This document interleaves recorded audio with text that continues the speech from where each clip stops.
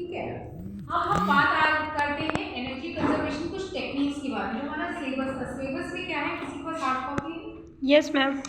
ये है इसके सामने। इसमें देखो क्या हो गया है। फर्स्ट वाला जो है methods to minimize supply demand gap. तो ये आप लोगों को वैसे ही जब इतने टास्क दिए थे तो इतनी बार डिस्कस किया था, तो इसमें मेथड्स अब आपके दिमाग में होंगी। तो अगर ये आता है तो इन जनरल टॉपिक इस पे आप लिख सकते हैं, ये नहीं कह सकते कि छोड़ना है। बहुत सारे आइडियाज हैं कि सप्लाई डिमांड गैप को आप कैसे कम कर सकते हैं। ठीक, और आप लोग का असाइनमेंट भी नहीं हुआ सबमिट। एक बात और, नहीं हुआ ना? क्यों नहीं हुआ? एक हफ्ते का टाइम मांगा गया था, मिड सेमेस्टर के बाद सबमिट कर देंगे, ये बात हुई थी ना। अब ये भी याद नहीं होगा कि क्या दिया था। सेमेस्टर की बात कर रहे थे, नहीं दिया है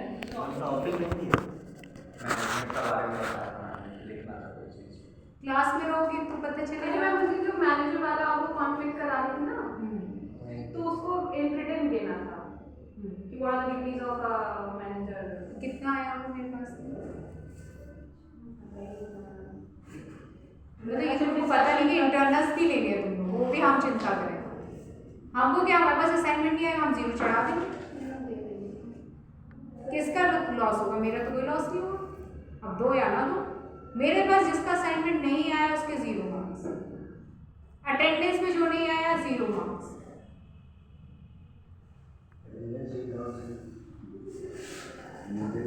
मैम असाइनमेंट की लास्ट डेट इस वीक के एंड से पहले मिल जाए मुझे हर हालत में, क्योंकि उसके बाद अब कोई लास्ट डेट बची नहीं है। ठीक है मैम। अब कोई लास्ट डेट बची नहीं है, एग्जाम ही है। ठीक है, तो फर्स्ट जो आपका सप्लाई साइड वाला है, method to minimize supply demand. अगर कुछ लोग वो नहीं लिख पा रहे तो ये लिख दीजिए आप, method to minimize supply demand gap. ठीक है, ये कर दीजिए। 2-3 ऑप्शंस दे देती हूँ, उसमें से आप जो कर पाए वो कर लीजिए। अब renovation and modernization of power plants, इस वाले एक्चुअली टॉपिक में क्या था, इसमें ठीक ठाक रिसर्च चाहिए आपको। क्या रिसर्च चाहिए? जो भी हमारे पास एग्जिस्टिंग पावर प्लांट्स हैं, ठीक है, चाहे वो गवर्नमेंट के लेवल पे हो या प्राइवेटली काम कर रहे हैं, जो भी हमारे पास मॉडर्न पावर प्लांट्स हैं, नहीं पावर प्लांट्स जो भी हैं, तो कहीं ऐसा होगा कि कहीं पॉपुलेशन बहुत ज़्यादा हो गई होगी, कहीं ऐसा हुआ होगा वहाँ से लोगों ने शिफ्ट कर लिया होगा। तो ऐसी ऐसी जगहों पे जो पावर प्लांट्स हैं, क्या उनका मॉडर्नाइजेशन करने के लिए, उनका रिनोवेशन करने के लिए क्या क्या आपके डिफरेंट मतलब आप आइडियाज़ यूज़ कर सकते हैं, या क्या मेथड्स हो सकते हैं, कैसे उनको रिनोवेट करोगे या कैसे उनका मॉडर्नाइजेशन करोगे। जैसे सपोज पहले जो 40 साल पहले पावर प्लांट बने होंगे और आज की जो रिक्वायरमेंट है उसके हिसाब से आप क्या चेंज कर सकते हो, क्या रिनोवेशन कर सकते हो। जो भी एडवांस टेक्नोलॉजीज़ हैं वो आप यूज़ कर सकते हो, क्या एडिशन कर सकते हो, उनको हाइब्रिड सिस्टम की तरह बना सकते हो, उसमें रिन्यूएबल एनर्जी के जो पावर प्लांट्स हैं उनको आप ऐड ऑन कर सकते हो। तो इस तरह के आइडियाज़ लिखते हैं इस वाले पॉइंट। समझ गए? 2-3 मैंने बता दिए, बाकी आपको ढूंढ के लिखने हैं। एक टॉपिक ये हो गया आपका असाइनमेंट का कि हाउ टू रिनोवेट और modernise power plant, existing power plant of India. ठीक, 2 टॉपिक आपके 4th यूनिट के ये हो गए। देन उसके बाद में रिएक्टिव पावर मैनेजमेंट मैंने आपको बताया, 2 ये हो गए और एक मैनेजमेंट वाला जो उस दिन बोल रही थी कि इसमें लिख के ले आना। तो 3 टॉपिक हो गए आपके पास ओवरऑल। ठीक, तीनों में से कोई एक पे लिख लिया, और ये आपस में देख लेना कि सब एक ही पे ना लिख के ले आओ। ठीक है, ये हो गया आपका रिएक्टिव पावर मैनेजमेंट बता दिया आपको, फैक्ट्स मैंने आपको बता दिया। ठीक है, कंजर्वेशन इन मोटर्स या पंप्स या फैन सिस्टम या एनर्जी एफिशिएंट मोटर्स। तो कंजर्वेशन इन मोटर्स और एनर्जी एफिशिएंट मोटर्स में आपको बता रही। इसके बाद आप कुछ मत करिए, मतलब HVDC और बिल्डिंग एनर्जी मैनेजमेंट, ये मैं एक साथ एक पीडीएफ में आपको बता दूँ। मतलब most of the topic cover हो गए। जो बाकी बचे हुए टॉपिक है वो रहने दीजिए आप। टरबाइन, बॉयलर, स्टीम टरबाइन से पढ़ाने बैठूंगी तो फिर तो हो चुका और ना पढ़ पाएंगे आप इस टाइम, प्रैक्टिकली पॉसिबल नहीं। ठीक है, इतना कर लेंगे इस यूनिट में, इतना ही कर लो। ठीक, एनर्जी सबसे लास्ट वाला जो टॉपिक है बिल्डिंग एनर्जी मैनेजमेंट और HVDC, ये छूटा हुआ है। ठीक, तो अगर इनकेस क्लास नहीं भी हो पाई तो इसके मैं आपको नोट्स भेज दूँगी। अभी आ जाओ आपका, ये आपने मोटर देख लिया, तो ये हमारा दो टॉपिक कवर कर रहा है, conservation in Motors and energy efficient Motors. ठीक है, तो इसमें क्या होता है, बेसिकली हमारा मोटर करता क्या है, इलेक्ट्रिकल एनर्जी को मैकेनिकल एनर्जी में चेंज करता है, कन्वर्ट करता है। तो उसके लिए उसके इंपॉर्टेंट कंपोनेंट्स क्या होने चाहिए, स्टेटर एंड रोटर वाइंडिंग्स ये होनी चाहिए। ठीक है, बेसिकली क्या होता है, मैकेनिकल एनर्जी को इसमें मतलब इलेक्ट्रिकल को मैकेनिकल में चेंज करता है by the interaction between the magnetic field setup in the stator and rotator winding. Magnetic field की बात भी हम वहाँ करते हैं। ठीक है, लेकिन जो भी हमारे इंडस्ट्रियल इलेक्ट्रिक मोटर्स जो भी होते हैं, अगर हम उनको ब्रॉडली क्लासीफाई करें तो कितने तरीके से हो सकते हैं, ये मैंने अंडरलाइन करा हुआ है। इंडक्शन मोटर्स हो सकते हैं आपके, डायरेक्ट करंट मोटर्स और सिंक्रोनस मोटर्स हो सकते हैं। एक काम और करेंगे, यहाँ पे मैंने इसमें मेंशन नहीं किया, लेकिन आप इंडक्शन मोटर्स किसे कहेंगे, डायरेक्ट करंट मोटर्स कौन से होंगे या सिंक्रोनस मोटर्स कैसे होंगे, उनकी डेफिनेशन लिख लीजिए। तो पूछा जा सकता है कि what do you understand by synchronous Motors या आपका जो भी है इंडक्शन मोटर्स, तो उसके बारे में बताइए। थोड़ा सा उसके बारे में लिख के उसका डायग्राम बना के, लेवल डायग्राम बना के, लेवल्ड होना चाहिए, जैसे ऊपर वाला नहीं स्टेटर कूलिंग फैन ये सब लिखा हुआ है, थोड़ा बहुत उसकी प्रैक्टिस कर लीजिएगा। ये मैं साथ के साथ बोलती जाऊँ क्योंकि पीपीटी में मैं इतना कुछ लिख नहीं सकती थी, तो ये करना है आपको, ये करना। फिर all motor types have the same 4 operating components. अब इन जो भी हमने टाइप्स बताए मोटर्स में, इनमें कुछ कुछ चीज़ों में डिफरेंस होता है इन मोटर्स में, लेकिन 4 कंपोनेंट इसमें ऐसे होते हैं जिनमें जो हर मोटर में मिलेंगे, आप इनको छोड़ के आप मोटर नहीं कंस्ट्रक्ट कर सकते। तो पहला आपका क्या हो गया, स्टेटर, जिसको हम स्टेशनरी वाइंडिंग की तरह लेते हैं। दूसरा आपका हो गया रोटर, जिसको आप क्या कहते हो, रोटेटिंग वाइंडिंग्स। तीसरा क्या होगा, बेयरिंग्स एंड फ्रेम्स। ठीक है, अब जो मोटर एफिशिएंसी है वो हम दो तरह से हमारी रिलेट करती है, एक हो गई थीटा और एक हो गई पावर फैक्टर। पावर फैक्टर आपको इलेक्ट्रिकल में बताया होगा, है ना, Yes, ma'am. ठीक है, तो किसी भी डिवाइस की जो एफिशिएंसी होती है डायरेक्टली किससे अफेक्टेड होती है, उसके पावर फैक्टर से। और पावर फैक्टर अच्छा कब होता है, जब वो क्लोज टू 1 होता है, याद आ रहा है, क्योंकि cos फाई की मैक्सिमम वैल्यू आपकी किस पे मिलेगी, 1 ही हो सकती है, उससे ज़्यादा तो हो नहीं सकती। तो अगर मान लो किसी का पावर फैक्टर 0.4 है, 0.6 है, तो आप क्या करोगे, उसमें कुछ चेंजेस करके, अगर हो सकते हैं तो वो चेंजेस करके उस डिवाइस के पावर फैक्टर को इम्प्रूव करने की कोशिश करोगे। लाइक अगर 0.4 है तो आप चाहोगे कि 0.6 हो जाए, 0.7 हो जाए। जितना ज़्यादा शिफ्ट होगा 1 की तरफ उतना बेटर है आपके लिए, जितना अच्छा पावर फैक्टर होगा उतना ही एनर्जी एफिशिएंट होगा या उसकी एफिशिएंसी बहुत अच्छी होगी। जैसे कोई 40% या 60% एफिशिएंट है और ये करने के बाद अगर वो 70% आप उसे एफिशिएंट बना पा रहे हो तो ये ऑब्वियसली बेटर है। दूसरा एफिशिएंसी हम डायरेक्टली बात करते हैं, जो भी उसकी आउटपुट अपॉन इनपुट लेके कर लोगे, जो भी उसकी पावर आउटपुट है या पावर इनपुट है, अगर आप उसका रेशियो लेते हो तो आपको क्या दे देगा, वो एफिशिएंसी की बात करते हैं। लेकिन एफिशिएंसी भी ईटा कैसे निकालते हैं, बताओ, आउटपुट।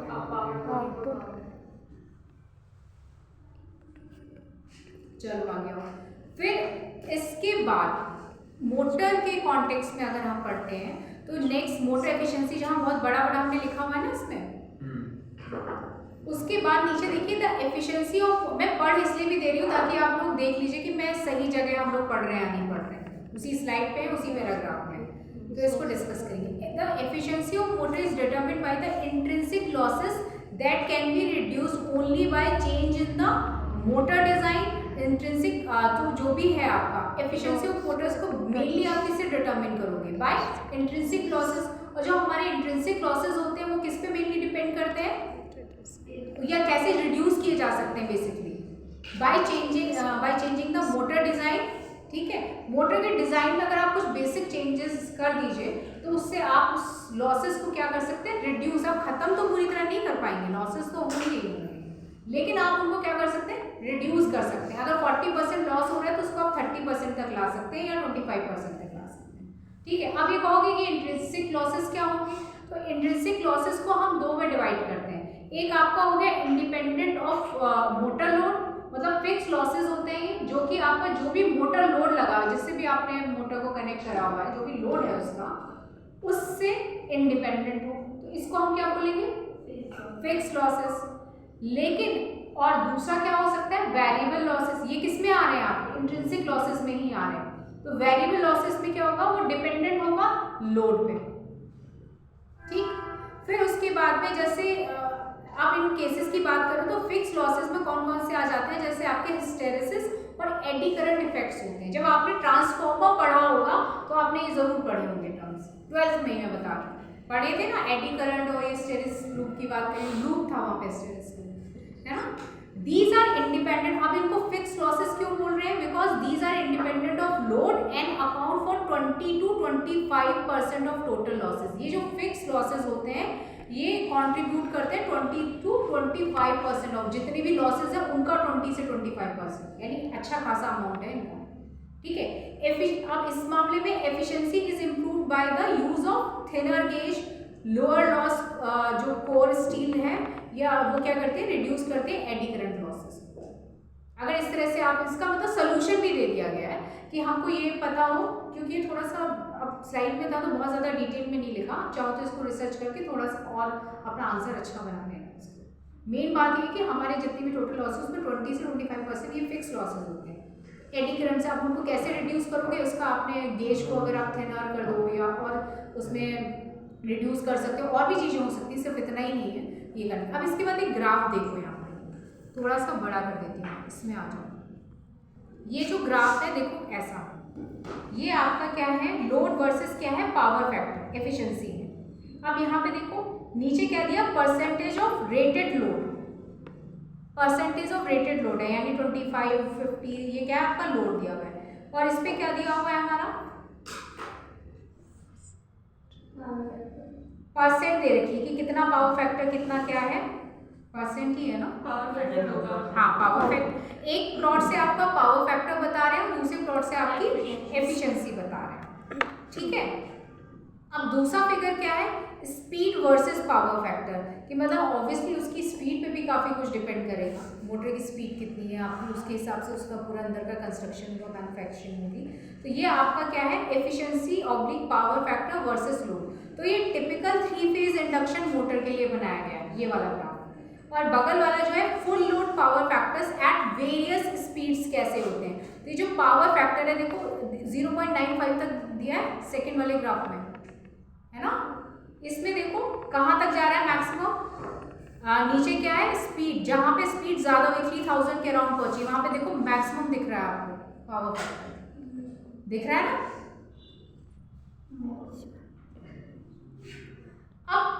अब हम जैसे एफिशिएंसी की बात आ रहे थे, तो हम जैसे हम बात कर रहे थे, देखो हम मोटर्स की बात करते ही क्यों है, मोटर्स का बहुत सारे जैसे हमारे अप्लायंसेस हैं उसमें मोटर्स यूज होते हैं, और अगर हम इंडस्ट्रियल लेवल पे देखें तो वहाँ पर भी बहुत ज़्यादा इसका कॉन्ट्रीब्यूशन है। तो जब इतना ज़्यादा ये एनर्जी को क्या करेगी, एनर्जी यूज़ करेगी, कंज्यूम करेगी, और लॉसेस होंगे इतने सारे किस्म। तो अगर वो एनर्जी कंज्यूम कर रही है तो सबसे, अगर वो ज़्यादा एनर्जी कंज्यूम कर रही है दैट मीन्स एनर्जी कंजर्वेशन का स्कोप भी यहाँ सबसे ज़्यादा होगा। स्कोप होगा तो उसके साथ हमें ये स्टडी करना पड़ेगा, ये मोटर है तो उसके साथ बहुत सारे लॉसेस भी होंगे। तो कंजर्व करने से पहले, कंजर्व हम कहाँ कर पाएंगे, हम कर तभी कर पाएंगे कंजर्व जब हम उस लॉसेस को रिड्यूस कर दें, और लॉसेस को रिड्यूस तब कर पाएंगे जब हमें पता होंगे कि कौन कौन से लॉसेस होते हैं। तो उन लॉसेस को कैसे हमें कैलकुलेट करना है या कैसे पता करना है कि कौन से लॉसेस है, कितने परसेंटेज तक है, या इतने और कितने होते हैं, ये वाले लॉसेस कितने परसेंट तक जा सकते हैं, ये हमें देखना पड़ेगा। तो बेसिक हमें एक स्टडी करनी पड़ेगी। तो हमें अगर एफिशिएंसी कोई भी मोटर की एफिशिएंसी डिटरमिन करनी है तो पहले हम सिंपल फॉर्मूला देखते हैं, ईटा इज इक्वल टू क्या हो गया, P out upon P input, power का देख लिया आपने, या 1 minus P loss upon P in, जितना भी लॉस हुआ और उसमें हमने कन्वर्ट करके देख लिया। अब इसके अलावा हम आ जाते हैं कौन से वाले लॉसेस की बात हम जो कर रहे थे, फ्रिक्शन एंड विंडेज लॉसेस की, ठीक है। अब ये क्या होते हैं, क्योंकि इंडिपेंडेंट ऑफ लोड है तो ये भी हमारे कौन से हो गए, फिक्स लॉसेस, है ना। तो these losses are independent of load, they account for 8 to 10, सबसे ज्यादा एडी करंट और हिस्टेरेसिस वाले थे वो 20 to 25% थे, और ये कितने के लिए 8 to 12% of losses. Efficiency can be improved by the use of optimized design, strict quality control procedure, मतलब ये बहुत ही स्ट्रिक्ट हमको रखने पड़ेंगे। क्वालिटी कंट्रोल एक अलग से सेक्शन होता है हर जगह जहाँ भी मैन्युफैक्चरिंग होती है, क्वालिटी वहाँ पे चेक होती है, कंट्रोल की जाती है। मिनिमाइजेस स्ट्रे लोड लॉसेस, ये कुछ नए टर्म्स हैं, तो अब क्योंकि आप 4th यूनिट में एक छोटा सा एक टॉपिक ही पढ़ रहे हो तो हम इसकी डिटेलिंग में नहीं जा रहे हैं, हम सिर्फ इसकी डेफिनेशन पढ़ेंगे, फॉर्मूला है और फॉर्मूला पढ़ेंगे, इससे ज़्यादा नहीं। ठीक है, तो F&W अगर लिखा हुआ तो क्या मतलब है उसका, friction and windage losses and core losses. तो इसका फॉर्मूला क्या हो गया, अगर हमें कैलकुलेट करना चाहें तो हमें क्या करना है, नो लोड पावर निकालनी होगी, जितनी भी हमारी नो लोड पावर है, वोल्टेज है जो भी, वो माइनस नो लोड करंट। ठीक है, जब आपने लोड अप्लाई नहीं किया तभी तो इंडिपेंडेंट ऑफ लोड है ना। नो लोड करंट का स्क्वायर निकालेंगे, जो भी हमारा स्टेटर है उसका रेजिस्टेंस कितना है उससे मल्टीप्लाई कर देंगे, तो हम क्या निकाल सकते हैं, F&W लॉसेस। ठीक, तो मैंने बहुत ही इसको मतलब प्रिसाइज वे में लिखा है। फिर उसके बाद आ जाओ stator and rotor I square losses. तो ये कब होते हैं, इसकी डेफिनेशन ही जो मैंने ऊपर लिखी हुई है, चाहे कुछ याद करो या ना करो।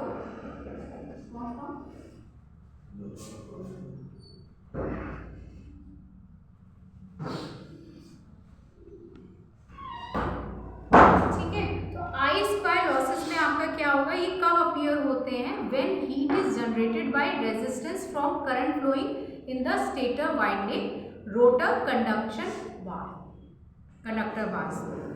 तो ये मेजर लॉसेस होते हैं, और कितना सबसे ज़्यादा तभी आई स्क्वायर लॉसेस को बहुत ज़्यादा स्टडी करते हैं, क्योंकि ये 55% टू 60% ऑफ टोटल लॉसेस होते हैं हमारे। क्या हुआ, नहीं दिख रहा तुम्हारे में? ठीक है, अब ये करने के लिए जैसे स्टेटर वाइंडिंग रेजिस्टेंस है, अब इसमें भी बहुत सारी चीज़ें हैं कि रेजिस्टेंस हमने लिख तो लिया, लेकिन रेजिस्टेंस हम कैसे करेंगे मेजर, तो वो मेजर करने के लिए हम ब्रिज और वोल्ट एम्पियर मेथड यूज़ करेंगे। वो क्या होता है, जैसे R2/R1 है, तो यहाँ पे हम टेम्परेचर देख लेंगे, T1 और T2। T1 क्या हो जाएगा आपका, एम्बिएंट टेम्परेचर हो जाएगा, और ये और T2 क्या हो जाएगा आपका, ऑपरेटिंग टेम्परेचर हो जाएगा। इस फॉर्मूले में रख के हम क्या निकाल लेंगे, R2/R1 निकाल लेंगे। और फिर आई स्क्वायर लॉसेस के लिए हमें क्या करना पड़ेगा, slip multiplied by stator input minus stator I square R losses minus core loss. सिर्फ फॉर्मूला याद है, मैं इतना वो करूँगी, अब इसमें मैं न्यूमेरिकल नहीं कर रहा। ठीक है, लेकिन लॉसेस क्या होते हैं, लॉसेस को निकालने का फॉर्मूला क्या है, इतना तो कर लोगे ना, मेरे पे आसान कर देते। ठीक, तो ये हमारा क्या हो गया। अब कुछ यहाँ पे हमें पॉइंटर्स हमें यूजर्स के लिए दिए हुए हैं कि हम मान लीजिए अगर हमें, ये हम तब की बात करें जब हम एनर्जी एफिशिएंट मोटर्स नहीं ले रहे हैं, हम सिंपल्स मोटर्स ले रहे हैं, लेकिन उसमें भी हमें क्या चाहिए, अच्छी क्वालिटी चाहिए, अच्छी एफिशिएंट मोटर्स चाहिए। तो ये भी पता है कि बहुत मुश्किल है कि इसकी एफिशिएंसी को हम एक्यूरेटली डिटरमिन कर पाएँ, क्योंकि कुछ लॉसेस हम पकड़ सकते हैं, कुछ हम नहीं पकड़ पाएंगे। तो कुछ जो हम डिटरमिन कर पा रहे हैं ठीक ठीक, उनमें भी हमारे पास 1 to 2% की एरर आ जाएगी, तो एक्यूरेटली मेजर कर पाना थोड़ा मुश्किल होगा। तो जो हम क्या, अगर हम कोई मोटर परचेज करने जा रहे हैं मार्केट में, तो हम क्या कर सकते हैं, इसका क्या तरीका है। ठीक है, हम बहुत सारे टेस्ट कंडक्ट करा सकते हैं उसको लेके, लेकिन ज़रूरी नहीं कि आपको वो टेस्ट लैब में आपको एंट्री दे दें, ज़्यादातर लोग नहीं देंगे, है ना। लेकिन अगर ऐसी कहीं भी पॉसिबिलिटी है, ऐसी कहीं भी पॉसिबिलिटी है, तो सेम मोटर को आप क्या कर सकते हो, डिफरेंट मैथड से आप उसको टेस्ट कराइए। ठीक है, एक मैथड में हो सकता है एरर आ जाए, दूसरे में आ जाए, तीसरे में आ जाए, चौथे में आ जाए, जितने भी लॉसेस आएंगे उनका एवरेज ले लीजिए, तो आपको ये तो पता चल जाएगा कि मिनिमम इतने लॉसेस तो होने ही होंगे, है ना। अब ये भी ना हो कि मतलब एक से कराया उसमें दिखा रहा है 50%, तो कैसे पता करेगा ये 50 ही बता रहा है या कितना बता रहा है, हो सकता है उससे भी ज़्यादा, पता नहीं ना वो कितना एक्यूरेट है मैथड। तो आप डिफरेंट मैथड से कराइए, तो उससे आपको एक क्या हो जाएगा, एक प्रिसाइज आपको एक मेजरमेंट हो जाएगा कि हाँ एक्चुअली ये यहाँ तक जा सकता है। तभी तो हम कई बार रीडिंग्स लेते हैं, ऑब्जर्वेशन लेते हैं, तो क्यों लेते हैं, बहुत सारी रीडिंग्स लेते हैं ताकि हम परसेंटेज ऑफ एरर को रिड्यूस कर पाए। and by same methods by different manufacturer can give a difference of 2%. देखो 2% का डिफरेंस हो सकता है अगर आप डिफरेंट मैन्युफैक्चरर्स से देखते हैं जाके। अब इसको भी करने के लिए हमारे पास कुछ चीज़ें हैं जिनको हम फॉलो कर सकते हैं, जैसे कि पॉइंट नंबर ए में आओ। When purchasing large number of small motors or large motor, ask for a detailed test certificate. जहाँ पे भी आप जाएं, जो भी ठीक है आपके सामने वो टेस्ट नहीं कर रहा लेकिन उसका एक डिटेल्ड टेस्ट सर्टिफिकेट तो दे सकता है आपको, जिससे आप देख सकते हैं कि हाँ भाई ये टेस्ट में वो कहाँ पास हुआ कहाँ नहीं हुआ, कितना उसका एफिशिएंसी है कितना नहीं है। If possible, try to remain present during the test. This will add cost. मे भी हो सकता है कि आपको कॉस्ट में थोड़ा सा ऐड कर दे लेते टाइम कि भाई टेस्टिंग किस टाइम आप खड़े रहना चाह रहे हो वहाँ पे तो कुछ चार्ज करेंगे उसका। अब क्या करना है, अगर आपको एफिशिएंसी देखनी है चेक करनी है उसके बारे में ठीक से आपको स्टडी करना है तो आप ये कर सकते हैं before purchasing. See the efficiency values are specified without any tolerance. जैसे टॉलरेंस होता है ना प्लस माइनस करके परसेंटेज कुछ टॉलरेंस दे रखा हो, तो विदाउट टॉलरेंस कितना है वो चेक करने की कोशिश करो। ठीक, check the actual input current and KW if replacement is done. अगर मान लो उसमें कोई भी रिप्लेसमेंट की गई है, कोई पार्ट अगर चेंज किया गया है, तो मान लो पहले तुम्हारी इतनी करंट आ रही थी, पहले तुम्हें इतना मिल रहा था, अब कितना दे रहा है ना। कोई पार्ट चेंज करने से उस पर डायरेक्टली इफेक्ट हो सकता है।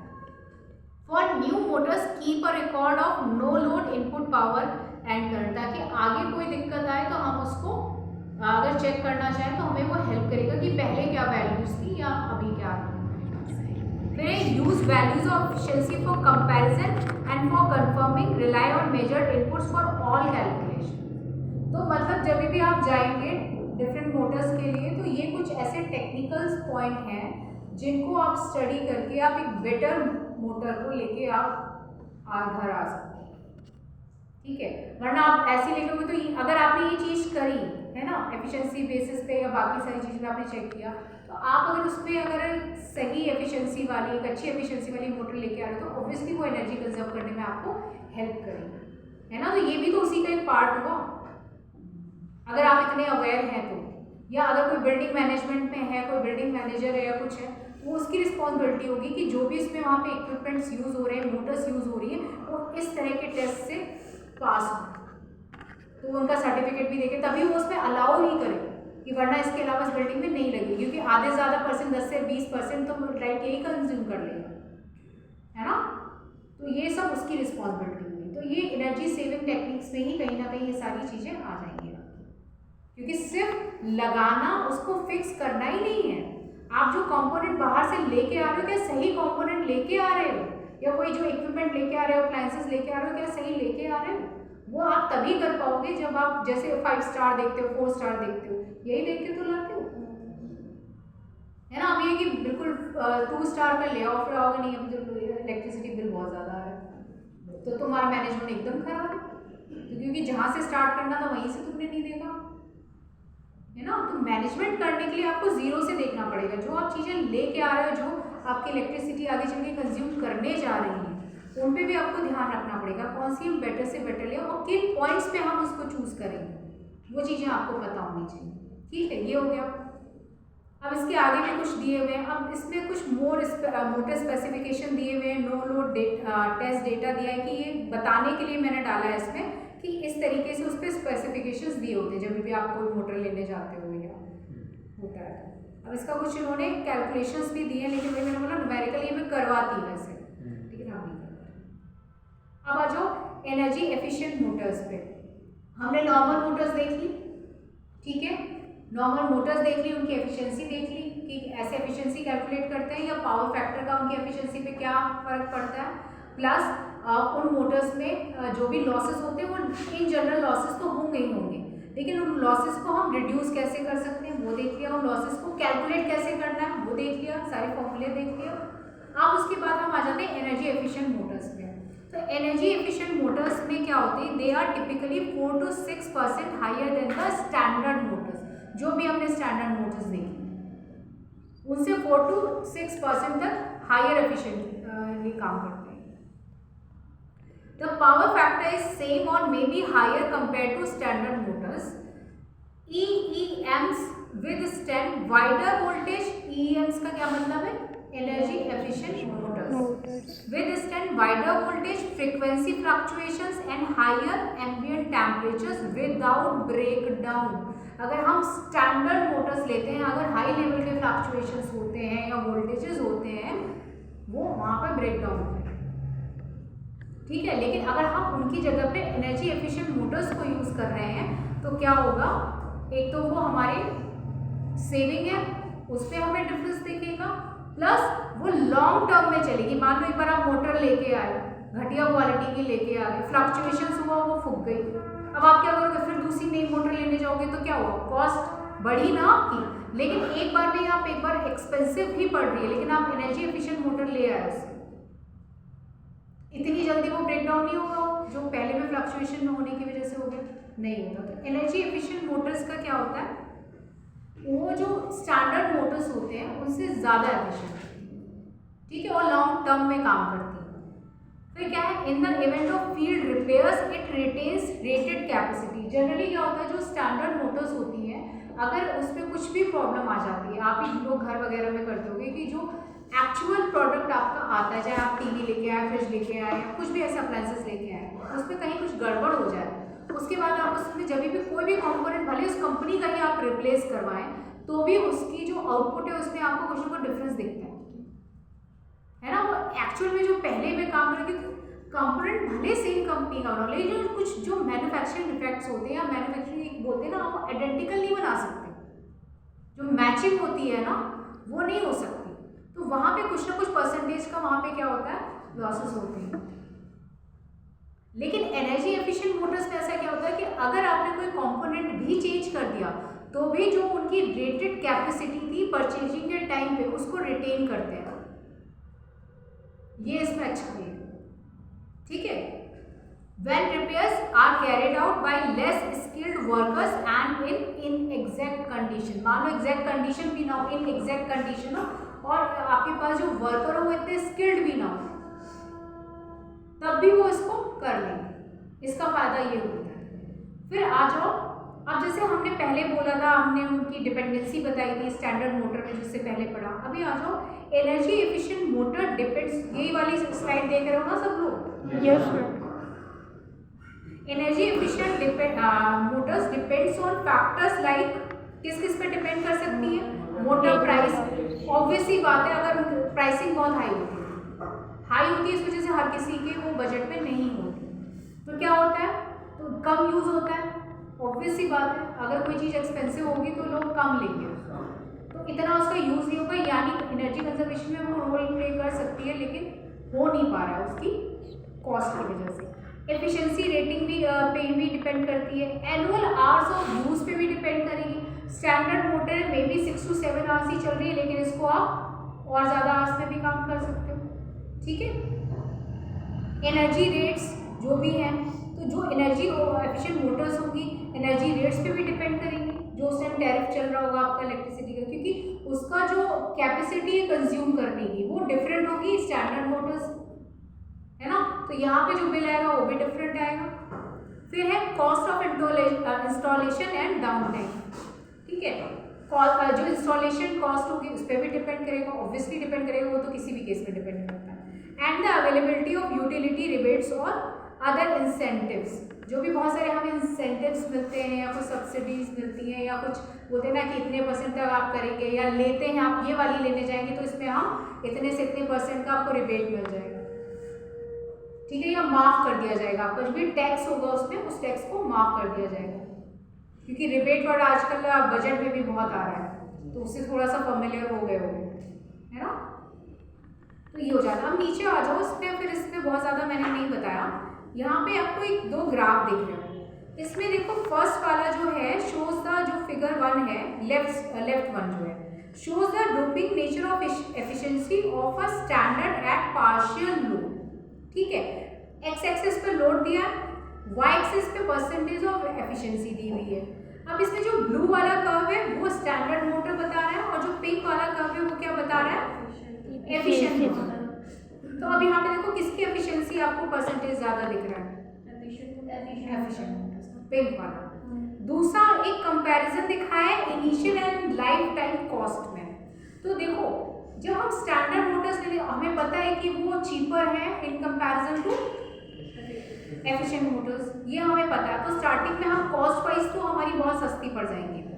तो यहाँ पे देखो एक ब्लू वाला कर्व दिख रहा होगा जो इनिशियल कॉस्ट बता रहा है, ठीक है, और पिंक वाला आपका क्या बता रहा है, लाइफ टाइम कॉस्ट बता रहा है। अगर हम स्टैंडर्ड जो भी आपका मोटर है उसको हम लेते हैं तो इनिशियली तो हमें बहुत सस्ता पड़ता है, लेकिन लॉन्ग टर्म में अगर आप 5 साल 10 साल तक उसको यूज कर रहे हो तो अच्छा खासा क्या करते हैं वो बिल आता है। अगर उस सारे को आप कैलकुलेट करने बैठोगे तो अच्छा खासा अमाउंट पे आप पैसा खर्च कर चुके होते हो। वहीं अगर आप एनर्जी एफिशिएंट मोटर लेते हो स्टार्टिंग में भले आपको इनिशियली आपको महंगा पड़े, लेकिन लॉन्ग टर्म में वो आपको बहुत सस्ता पड़ता है। ये जो जितना बड़ा पिंक वाला बार इस पे दिख रहा है ना उसका जस्ट हाफ हो जाएगा। तो दोनों का कंपैरिजन दिखा है कि एफिशिएंसी के सेंस से भी देख रहे हो तो हमारी एनर्जी एफिशिएंट मोटर्स क्या है, ज़्यादा बेटर है, और अगर कॉस्ट के पर्सपेक्टिव से भी देख रहे हो तो भी क्या हो रहा है, इनिशियली जरूर चीपर है लेकिन बाद में अच्छा खासा वो अमाउंट आपका कंज्यूम कर लेंगे। ठीक है, तो ये आपका ये वाला टॉपिक भी हो गया। आज अब क्या बचा है, HVDC और बिल्डिंग एनर्जी मैनेजमेंट। ये मैं आप लोगों को आज सेंड कर दूंगी, पढ़ के देखना, समझ में